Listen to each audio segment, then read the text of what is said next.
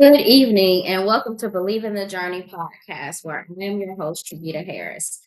I don't have a guest for you guys tonight. The only person you're going to hear from is me. And so I just want to thank you guys for tuning in tonight. I'm going to talk to you about, just give you a recap of the book event that I did in celebration of my mom celebrating her 60, what would have been her 66th birthday, and what it was like to do that book signing in honor of her, releasing it on her birthday, and just the story of how I decided to write the book and in celebration and honor of her, and then to talk about what grief and trauma and healing and leaving a legacy. I don't even know if my mom believed that she left a legacy or that she had one. But before we get into any of that, we got to go to God in prayer. So let's bow our heads and go and talk to Him for just a moment. Dear Heavenly Father, thank you for bringing me in front of everyone tonight who's decided to share a little bit of their time with me, because they could be doing something else, but they chose to spend time not only with you, but with me. Because if they're with me, they're with you. Let the words of my mouth fall upon the ears that need to hear, and let what I say be able to touch the hearts that need to hear. Let whatever I have experienced be a blueprint for someone else to understand that grief is a journey that is never ending, and we will get through this by leaning on each other. We thank you for everything that you have done for us, and we continue to walk in the purpose in which you have created each and every one of us. The path may not always be clear and straight and narrow, but it is filled with everything that we need to become the persons that you have created us to be. We walk with purpose, we walk with dignity, and we walk with grace, because you extend us grace beyond anything that we have ever known and that we will ever understand. Because sometimes our grace for others is not the grace that you provide for us. And so we need to learn how to decrease ourselves so that we can increase in you. And I thank you for this moment and this opportunity to be in this space. So let the words of my mouth fall upon the ears that need to hear. In your precious and holy name, Jesus, I pray. Amen. Now, as I was saying, the event was on July the 5th, and it was my mother's 66th birthday. And I wrote the book From Fractured to Fulfilled, Healing My Relationship with My Mom. And it was a really tough book to write, in the sense of bowing down to my childhood, bringing you from that to the end of her life. And going through the stages of writing the book, I went through so many different emotions and tapping into things that I had thought I had buried and didn't want to bring up, but it were necessary in my healing journey. And to be able to tell about the hard things and the tough times that my mother and I shared, because we had a tough relationship. It wasn't one that was a storybook mother daughter relationship.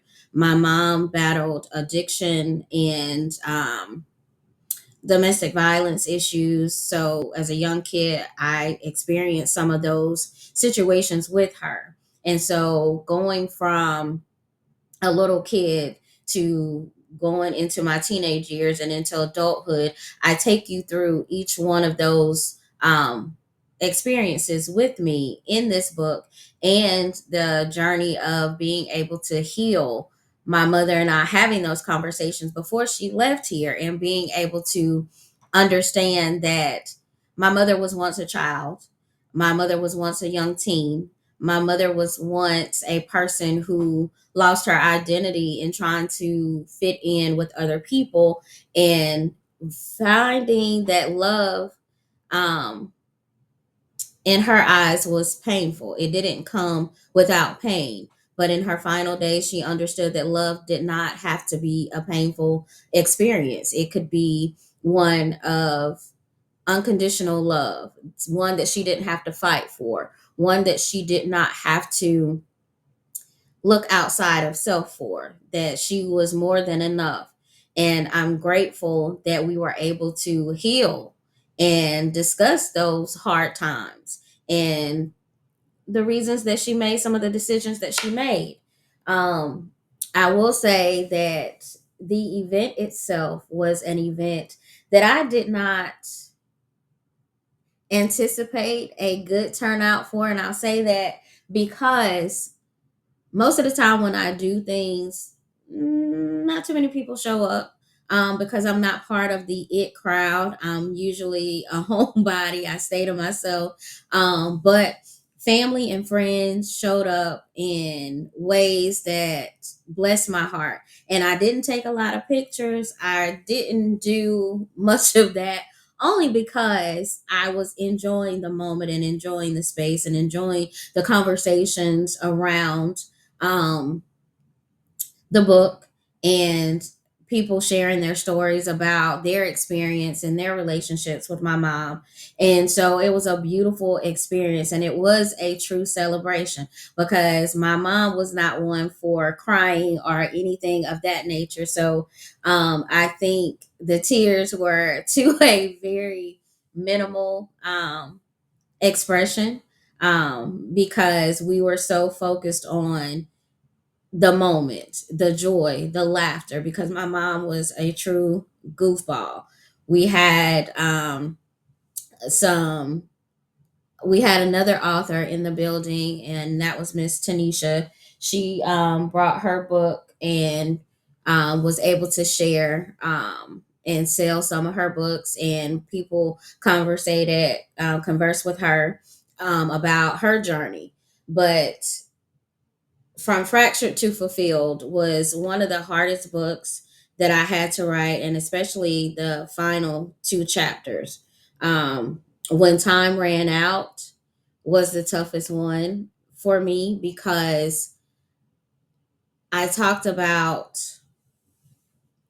when her time ran out, basically, in the sense of knowing that her final moments were coming. And I did not anticipate every emotion that I was going to feel in that moment. And I put it on paper in that chapter, which made that chapter one of the hardest ones for me to start and complete. And then the final chapter was acceptance and healing and understanding that we all have an expiration date. And time doesn't heal those wounds. It's basically grief is basically love that doesn't have a place to go anymore. So you love your loved one unconditionally, even though they're no longer here. They can't feel you. You can't hear them. They can't hear you. You can't get that embrace from them, those hugs, those kisses, or anything like that. And excuse me, the journey in the grieving process is a journey that no one in this life is exempt from, because we're all going to have to deal with a level of grief. And it's not just due to death of a loved one, a child, a friend. We grieve things like a loss of a job, a loss of a car, a loss of a friendship. We grieve these things, and I don't think we talk about that part of grief enough. Um,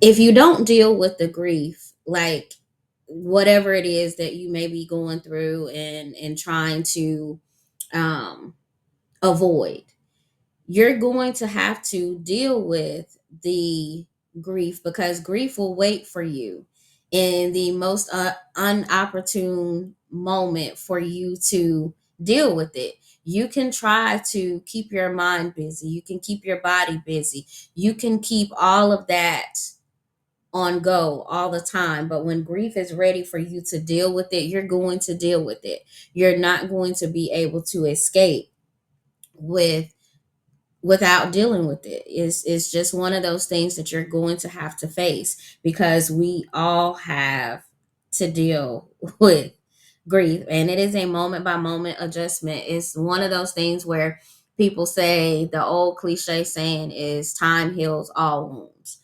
Well, I disagree, because losing my mom was not easy. It hasn't been an easy journey. And I realized that I did not start my grieving process until these last couple of months, because when my mom passed away, I didn't have time to sit and think about what I was feeling in that moment, simply because when she passed, when she took her final breath, I was in the room with her and the nurses and everyone. Hey, ladies. And I had to make the arrangements. I had to make the phone calls. I had to call my aunt. I had to call my brother. I had to call my sister. I had to call my siblings. And I had to call the funeral home. I had to do all of those things. So it was not a moment of rest in that. So I had to focus on everyone else and making sure that things got done. And even still, after, we had our service and all of that, I went straight back to work. So I did not take the time that was necessary, that I needed to acknowledge the fact that my mother had passed. I didn't take that time, even though basically like a week later, I ended up in the hospital. And I went to work. And while at work, my body began to shut down on me because I did not process what had happened. I just went back to my everyday life, which was work, taking care of home, taking care of everything that was necessary for my everyday life. And so I did not realize until I completed this book that my journey, my grieving process had not begun until I completed this book. And I will be honest with you guys, after the event, I was exhausted, to say the least, because I prepared all of the food and everything. And yes, my family was there. I had a great support system when it came to making sure that the event happened and it went without, any hiccups or anything like that. But I was truly, truly exhausted. But in the days after, I was so numb to everything that had transpired. My body was responding to a healing that I did not know was possible to exist in this situation. Um, and we store death is a traumatic situation, no matter how you want to look at it, but death is traumatic, and it's stored in our bodies, and it's stored in our shoulders, our neck. You may feel like you got a tension headache, you got tension in your neck, your shoulders, your back, and places of that, and like that. And so you don't understand that you're dealing with these things, and it is stored in your body. And so when you are finally giving yourself permission to deal with that, I felt so heavy, but then I started to relax, and my body didn't know how to handle that.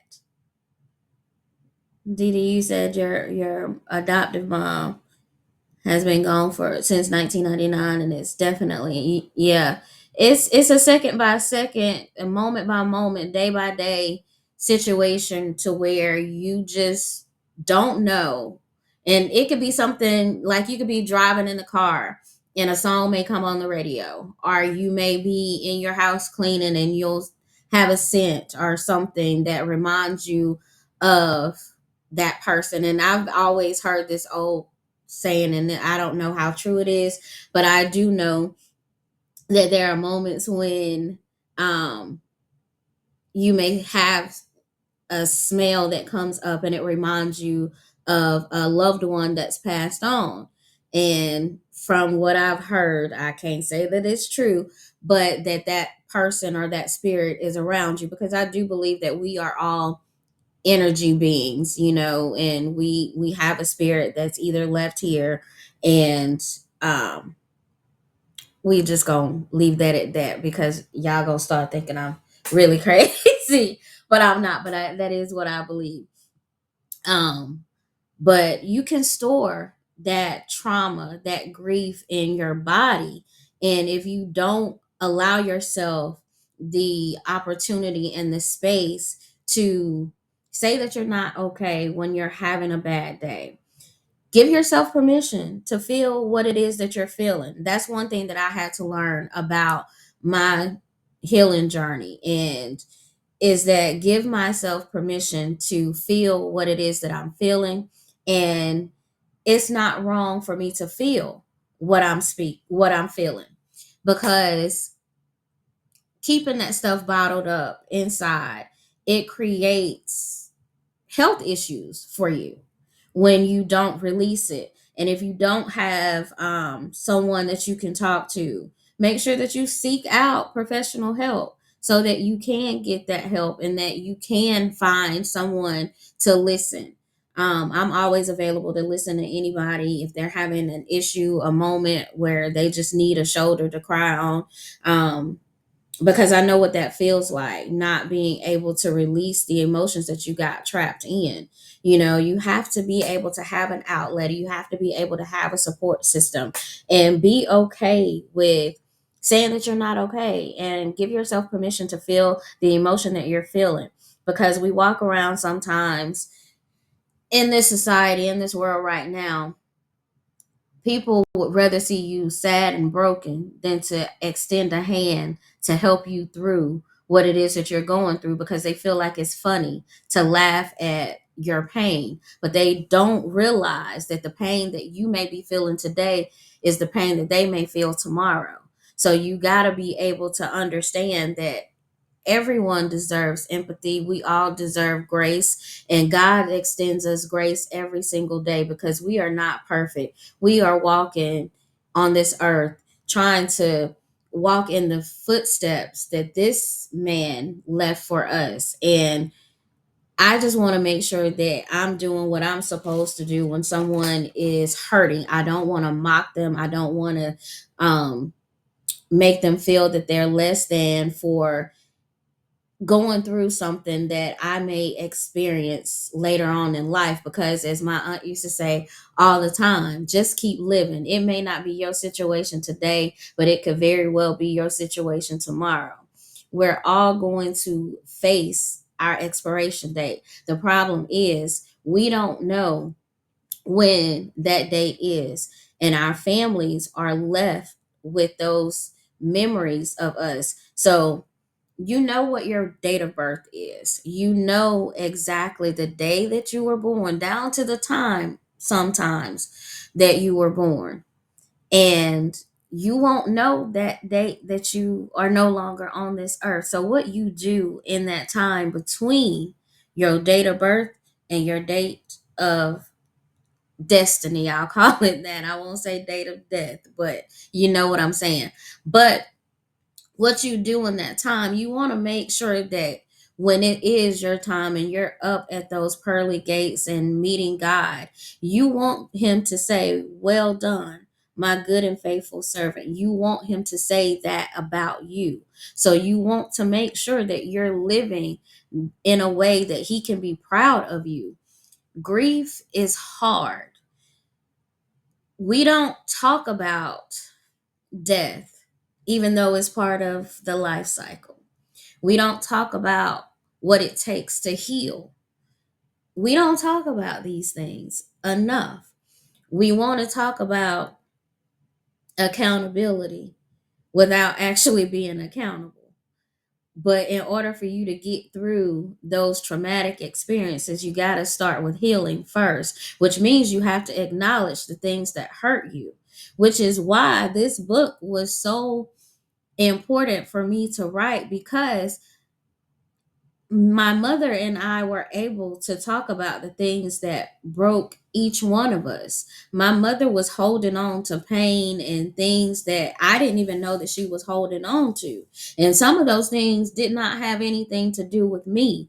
And I had to be okay with knowing that I didn't cause her pain, but she in turn did cause me some pain through the things that she had been through in life, and me being able to forgive her and to tell her that she was forgiven and to let her know that she was not blamed for the things that, as I got older, I was able to acknowledge for myself and understand that the circumstances in which she was brought up led to her making some of those decisions, and being able to forgive her and saying that she was forgiven was important. um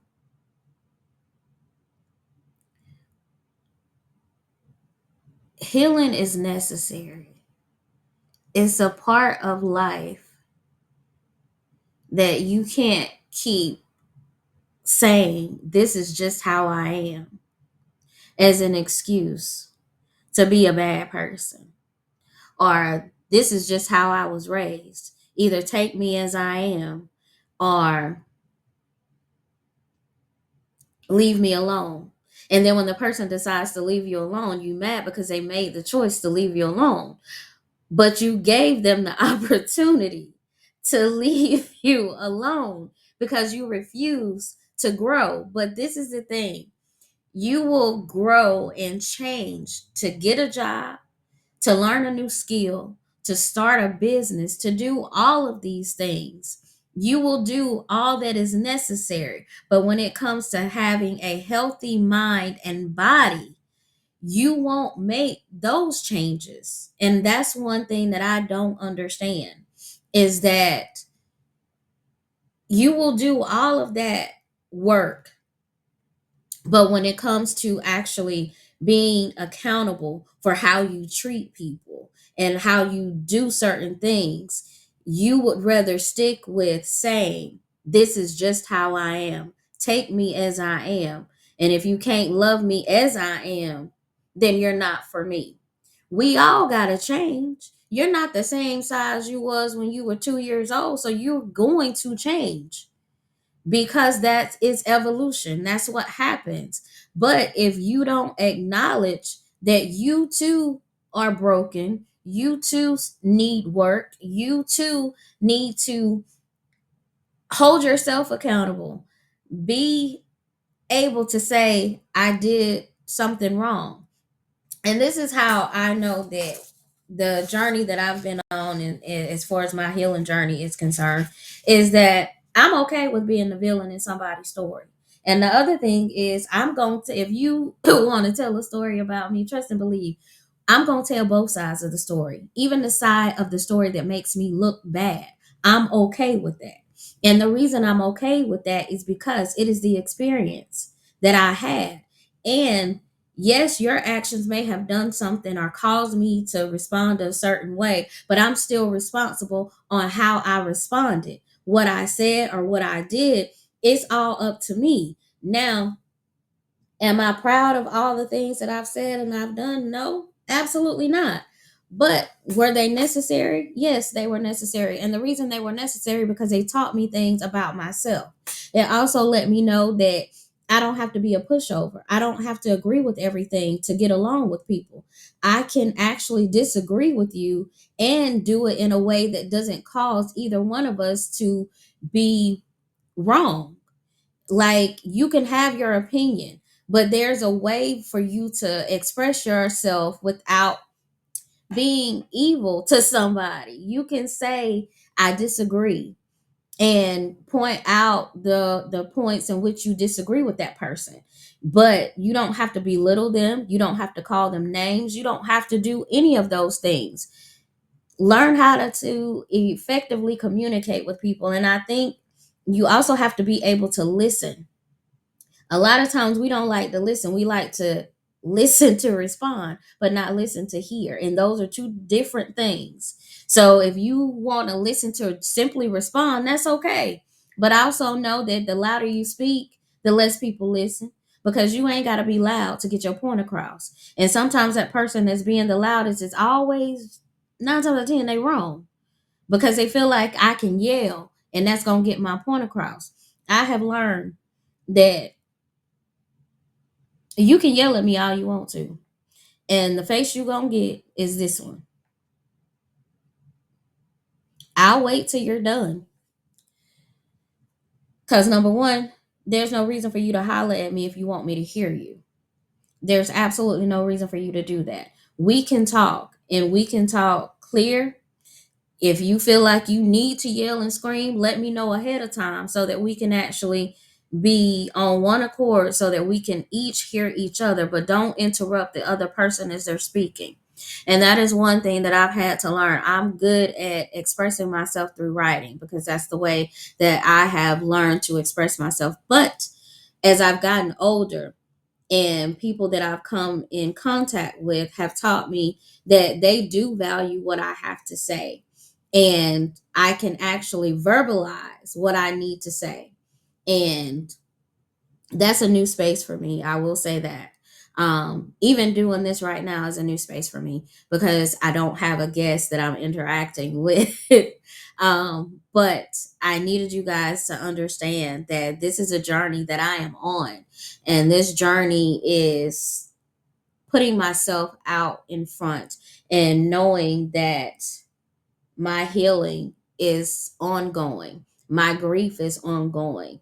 Um, I miss my mother every single day, but I am enjoying things that I didn't have as a child. You know, I'm a grandmother now, and my kids are very clingy and touchy and everything. And I heard something the other day that says that if your children are clingy to you, um, that is because you were the mother that you needed, and that's a good thing. And my granddaughter is clingy to me as well, and my grandson, when he's in my space, he's clingy with me also, and he just gets in my arms and goes to sleep. It's like he can't fight it. I don't know what it is, but if he gets in my arms, he goes to sleep. um but my mother left a legacy of strength. She left a legacy of being your authentic self, never watering yourself down for others to like you. Either they're going to like you for who you are, not for who you pretend to be. And she left us with being very outspoken, and we're either going to say what others won't say because they don't want to hurt your feelings. Um, and I have a strong thing of not sugarcoating things for the sake of keeping the peace, because I feel like if I'm going to sugarcoat something, you're not going to fully understand your behavior.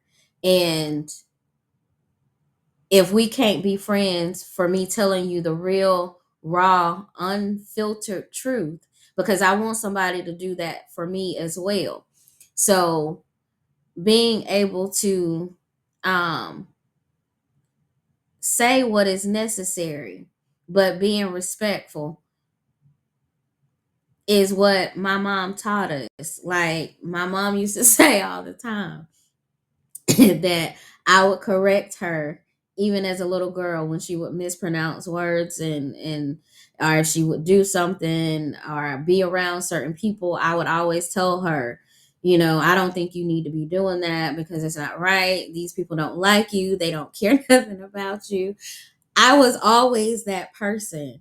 And so I'm able to discern a lot for being in places and spaces with people. And that's another reason why y'all ain't gonna see me out in too many places, because I'm a homebody naturally. I'm a loner naturally. I can operate in spaces where there's a lot of people, but I get overwhelmed very quickly because I feel everybody's energy. And that's overwhelming to me, which is why I don't club, I don't do those types of things, because I feel everything in that space, and it's a lot. And I can't take it. So I tend to control the spaces that I'm in. Um but I don't really have too much more to talk to you guys about. This is just one of the things that I wanted to touch on, and to let you guys know that grief is a part of life, that trauma and grief go hand in hand, and that each one of us is a walking legacy. We are a walking icon. We have so much to offer this world.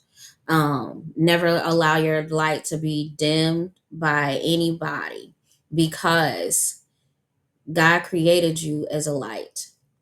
And when you walk into spaces, understand that your presence has the power to shift the atmosphere.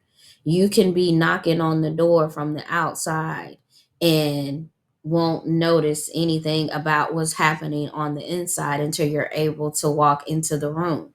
And once you walk into the room, you can feel the atmosphere as it shifts because of your presence. And so understand the power that you have, the power that you possess is important, and you are important to each and every person that you've come in contact with.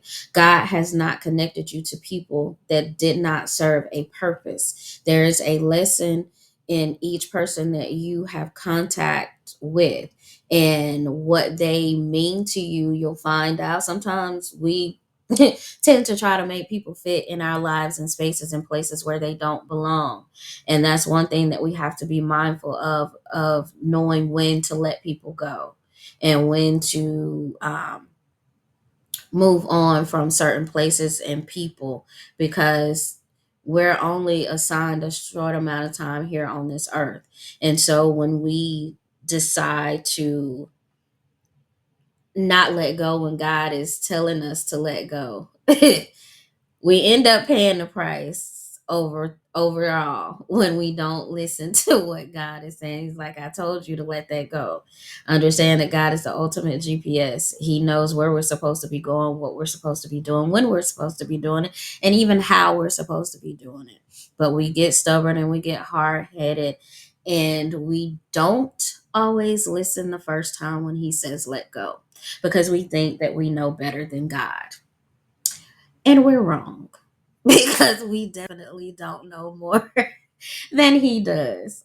And this is something that I am learning, because I am stubborn and I am hard headed, and I stay on His main line. I get put on hold a lot too, but I do call on Him so many times throughout the day. And I know He be like, Lord, not today. I don't talk to you 12 times. Nah, go and find somebody else to talk to, because I don't want to talk to you no more today. And I'll be like, okay, look, okay, I got one more question. I'm going to leave you alone for today, and I'll be back tomorrow. But anyway, know that when you're walking with God, you are walking with purpose. Everything that you have been through was designed for your perfect plan. Whether you choose to continue to ignore Him, that's up to you. I ain't got nothing to do with that. That's between you and God. But I know as long as I am being mindful of the things that I say and the things that I do, I want to make sure that I am walking in the purpose in which He has created me. And I still want to run away from certain things that He keeps pushing me towards. And I keep trying to say, baby, God, look, I got small feet and I take baby steps. So just let me get to the steps that I need to get to. And He gonna end up pushing me in a minute. And whether I stumble or whether I fall, it's gonna be okay. But I'm gonna keep walking in the purpose in which He has called me. But understand that I am not perfect. Perfect. I fall short every single day. And I am grateful for those who are along this journey with me. I thank you for the opportunity to know you in the way that God has allowed our paths to connect.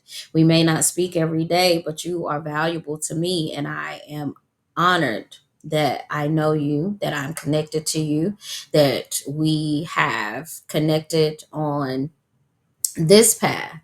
And as we continue to grow and grow together and learn more about each other and how we can always uplift one another, because we know that there's not always going to be sunshine, there's not always going to be rainbows, but we are always going to be able to pick up the phone and reach out and give a listening ear, a shoulder to cry on, words of advice, words of wisdom, words of encouragement. We all are going to need someone. We don't go through this life without needing someone. And those people who say, I came in this world by myself and I'm going to die by myself. You didn't come in this world by yourself. You came in with your mom. So that was somebody that was there. Now, your daddy may not have been there, or other family members that ain't got nothing to do with, but you were surrounded by love. And hopefully, the life that you live is when you are in those final moments that you are surrounded by the same love in which you were brought in.